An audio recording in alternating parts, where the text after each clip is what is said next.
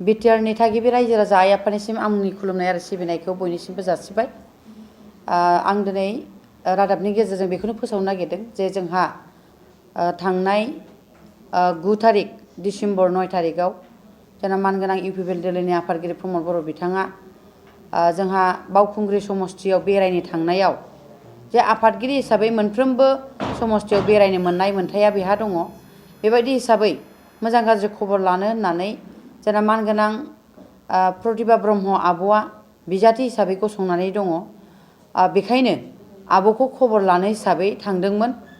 बेयावनो माखासे दुथां बिपिएफ हान्जानि फिजानाय बे हाग्रामा महिलारि बिथांनि फिजानाय जे दुथां गथ'फोरा जे बिथांखौ जोंना मानगोनां आफादगिरि प्रमद बर' बिथांखौ एटेक खालामनो ओंखारनायाव जोङो बेखौनो दुखु फोरमायनो नागिरदों जे दिनै मानगोनां आफादगिरि प्रमद बर' बिथाङा गासैबो हारि माहारिखौ जाथि जनगोष्ठीखौ लानानै जे बिटिआरआव मोनसे सान्थि परिबेसखौ लाबोनाय बे हाबाफारिखौ मावगासिनो दङ आरो बिथांमोननि नाजानायावनो दिनै बिटिआरआव सान्थिया जोनोम जादों बा जोङो गोजोनखौ लाबोनो हादों होननानै जोङो नैबे बिटिआर एकर्डनिफ्राय जोंनि जायगायाव बा जोंनि बिटिसिआव मोनसे गोजोन सान्थिया सफैदों।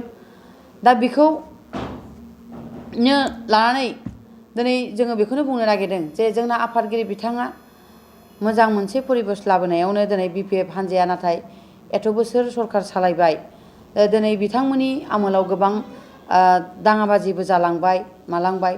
बेखौ नुनानै रायजो राजा आइ आफाया बयबो माने गोजोननायखौ लुबैदोंमोन।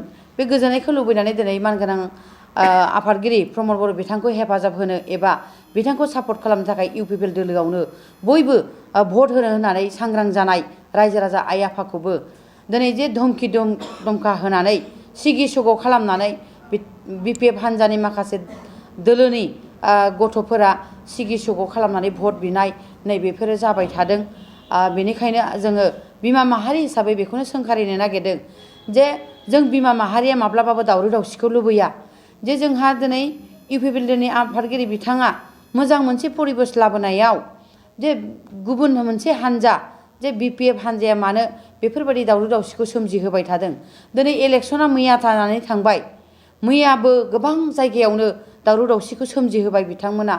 दा बेनि थाखायनो आङो बेखौनो दुखु फोरमायो जे जोंहा बिटिआरआव थानाय रायजो राजा आइ आफाया जाहाथे सुख सान्थि मोननांगौ, सुख सान्थि थानो मोननांगौ, गोजोनै थानो मोननांगौ। दावराव दावसिजों जोङो माने जेब्लाबो दावराव दावसिनिफ्राय गोजान जानांगौ बेखौ आङो खावलायनो नागिरदों। इउपिपिएल दोलोनि आफादगिरि आइजो दोलोनि आफादगिरि हिसाबै आं बेखौनो खावलायो जे जोंहा गाबोन जे जोंहा काउन्टिं दङ बे काउन्टिंआवबो जाहाथे दावराव दावसि जाया। रायजो राजा आइ आफाया सुख सान्थियै गावसोर जे भट होबाय बिनि रंजानायखौ रंजानो मोनो बा मोजाङै भटनि काउन्टिंखौ खोनासंनो मोनो। बिनि थाखाय आङो प्रसासन बा पुलिस बिफाननि आइजि बिथांखौ आं खावलायनो लुबैदों जाहाथे जोंनि बिटिआरआव सुख सान्थियैनो गाबोनबो नैबे काउन्टिंआ जालांनो हायो। बेनि थाखाय आङो खावलायनाय थाबाय आरो बेखौनो आं गोख्रोङै सोंखारिनो नागिरदों जे बिपिएफ हान्जायाबो जाहाथे गुबुन गुबुन दोलोआबो बिजेपिआनो जा कंग्रेसआनो जा बिपिएफआनो जा जिएसपिआनो जा जाहाथे बिथांमोनहाबो दावराव दावसि खालामा। मोजाङै मोजां नैबे काउन्टिंआ जालांनांगौ। मोजाङै मोजां देरहानानै मोजां सरखार मोनसे फैनांगौ। बिटिआरआ मोजाङै मोजां दाफुंजानांगौ। बिनि थाखाय आङो बयनिसिमबो खावलायदों जे जाहाथे जोङो सुख सान्थियै थानो मोनो। बेखिनिखौ आङो बयनिसिमबो रायजो राजा आइ आफाखौबो खावलायबाय। मैया आंनि सायावबो जे आङो 14 नं चिरां दुवाराव माने मोनफ्रोमबो समस्तिखौ आङो चिरां हिसाबै आंनो सासे चिरां जिल्लानि थागिबि हिसाबै आं सासे आफादगिरि सेन्ट्रेलनि आफादगिरि हिसाबै आङो चिरांखौ मैया बेरायजोबनो होननानै बेरायदोंमोन।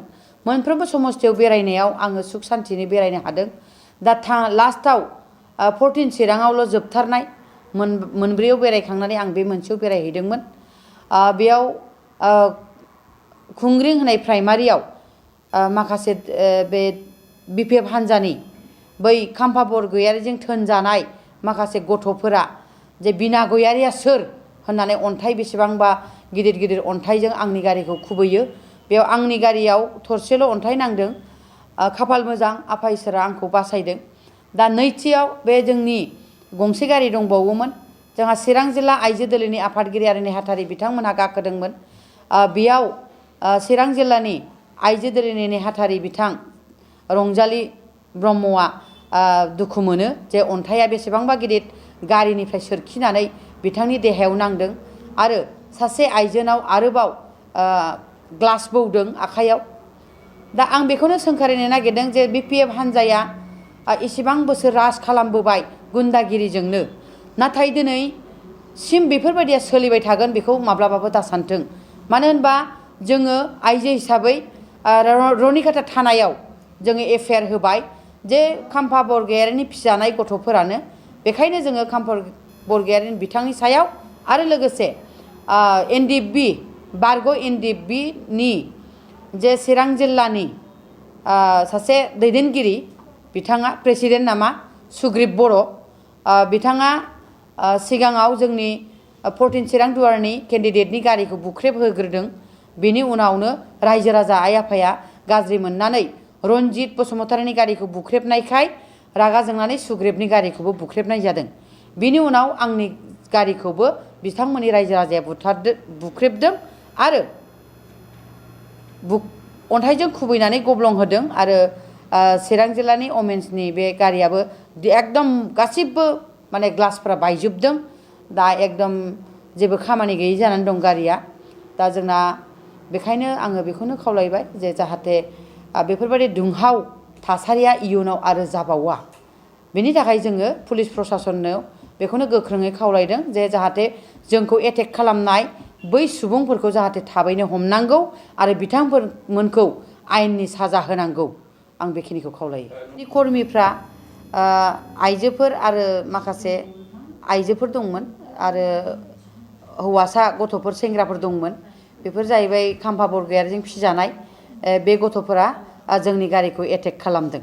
खेथ्रआव आङो बेखौनो बुंनो नागिरगोन जे जोंहा बिजनी जिल्लायावबो जे जोंनि UPPL दोलोनि सासे कर्मी बिथांनि न'खौ सावनायाव आं बेखौनो दुखु फोरमायो जे बिथाङा गावबागाव मोनसे दोलोखौ बासिनानै लानो हानाय जोंहा बयहाबो मोन्थाय दङ। जे सोरखौ मोजां मोनो बेनो जों भट होनो हानाय जोंहा बयहाबो मोन्थाय दङ।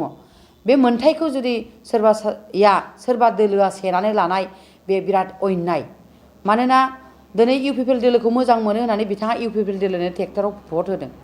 बिनि थाखायनो सोरनिबा न'खौ सावनांगौ, सोरखौबा बुथारनांगौ, सोरखौबा देथारनांगौ, बियो माने जोबोद अन्याय। बे जुनाद आखु होननानै जों बुंनांगोन। बे मानसिनि लिस्टआव गोलैया जे दिनै जोंनि बिमा माहारिखौबो जुदि अयथासार खालामनो ओंखारदों बे बिमाया सोर बेखौ मानो बुजिनो रोङाखै। दिनै बिमा नङाबादि संसारखौ नुवा बेखौबो साननो रोंनांगोन। दा बेखायनो आङो बुंनो नागिरदों जे जाय बिथाङा आक्रमन खालामदों बिथांखौ इमिडियेट पुलिसा हमनांगौ। बै बिजनीआव जायनि न'खौ सावदों जोंनि UPPL दोलोनि सापर्टार बिथांनि न'खौ सावदों बेखौ थाबैनो पुलिसा हमनांगौ आरो आयेननि साजा होनांगौ। आं बेखिनिखौ खावलायदों। आरो चिरां दुवाराव आं खोनानो मोननायाव दा जों गोबां आदिबासि न'खरखौबो बिदिनो धमखि होदों होननानै आं मिथिनो मोनदों। दा बेखायनो आं सासे आइजो दोलोनि आफादगिरि हिसाबै बेखौनो खावलायनो लुबैदों जे प्रसासना थाबैनो बै आदिबासि न'खराव अयथासार खालामहैनाय बै सुबुंफोरखौबो थाबैनो हमनांगौ आरो थाबैनो आयेननि साजा होनांगौ होननानै आं प्रसासननिसिम आं खावलायो।